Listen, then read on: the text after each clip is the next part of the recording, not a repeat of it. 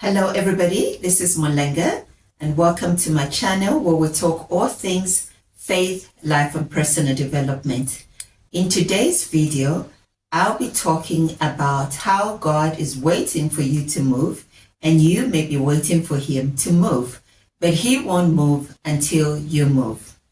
And I'll be using the scripture in 2 Kings chapter 7, where the Israelites were under siege by the Arameans and they were stuck, they had been besieged and they were going through a famine because they couldn't go out to get food, and the Arameans had stopped their water sources, so they had no water and they had run out of food.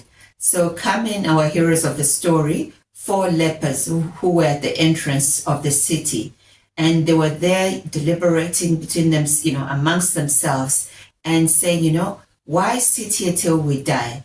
If we stay here, we're definitely going to die. We've run out of food and, we have nothing to eat. But if we go back into the city, there's no food there because there's a famine there. So we will certainly die. But there's a third option. If we go to the Aramean camp, who were their enemies, who had besieged the city, if we go to them, they may actually just capture us and not kill us, and all the better, at least we'll be alive. The worst case scenario is they'll kill us, which would happen here anyway. We're sitting here just waiting to die. So why sit here till we die? So they decided that, they would rather do something than just sit there and wait to die, and ventured off to the Aramean camp. And they started off at twilight. And I thought that it was interesting that the Bible would say they started off at twilight. And I just want to read this. I wrote it down, just so I wouldn't forget. One of the definitions of twilight is an intermediate state that is not clearly defined. So it was at a place of uncertainty. You may be thinking of starting a venture, or, you're tired of where you are.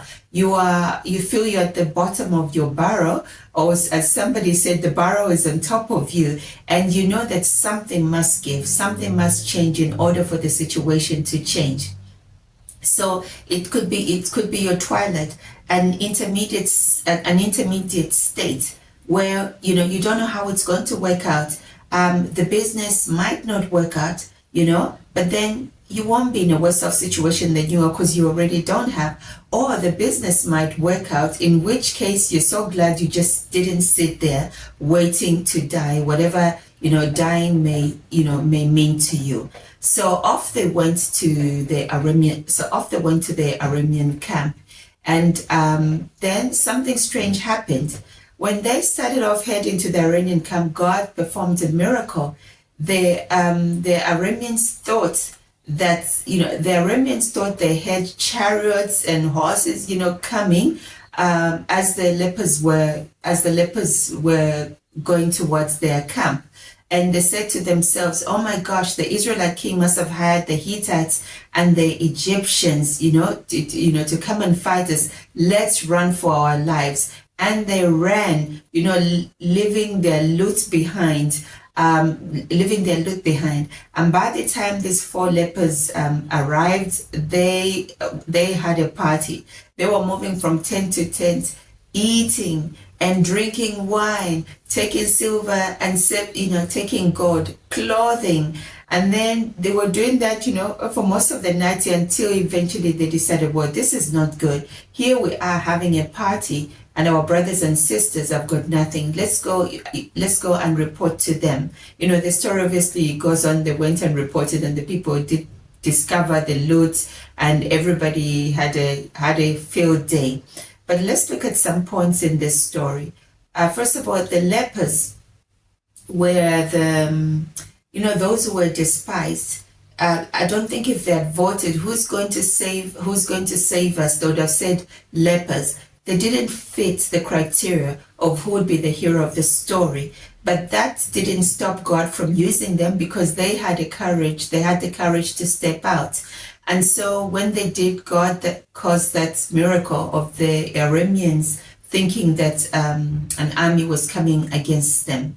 Also, the victory of the 4 lepers wasn't just their victory. It was the victory of the other people that were still in the city. So your victory may not just affect you, it will affect your family, affect your friends, affect your clients, affect those people that are waiting for you to take that first step to fulfill that which you know is stirring up in you.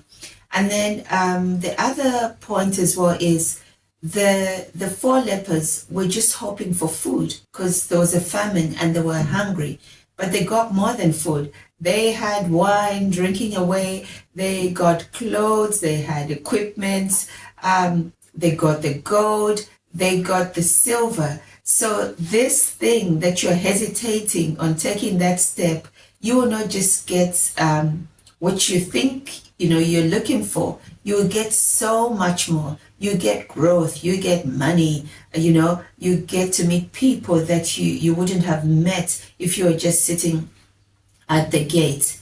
Also, I noticed something, when the four lepers were sitting there discussing the situation, it was like, they went through that thing that newscasters, say that here's what we know so far. So they said, what we know so far is if we sit here, we're definitely going to starve to death. If we go back, and they actually said, if we go back into the city, we're also going to starve because there's a famine there. So, we can't go back to what we already know wasn't working, and sitting here is not helping. But we have option 3, the place of hope, but yet uncertainty, where there's a chance that, we might do, or there's a chance that we will live, but there's also a chance that we might fail.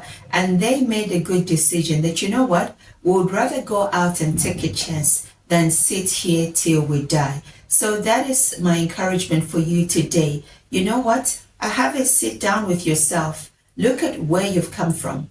Look at where you are now. Is it working? And then look at the possibilities that are in the future and make a wise and sound decision for your life that will not just affect you, but will affect your children if you have children, will affect your family, it could affect your neighborhood, or maybe even the world. Well, as always, that's it for today. I hope you were encouraged. And if you were, I would really be grateful if you could put that thumbs up, share with somebody who you feel needs to hear this. And if you haven't subscribed, if you could do that, that would be great. Until the next one, it's bye-bye.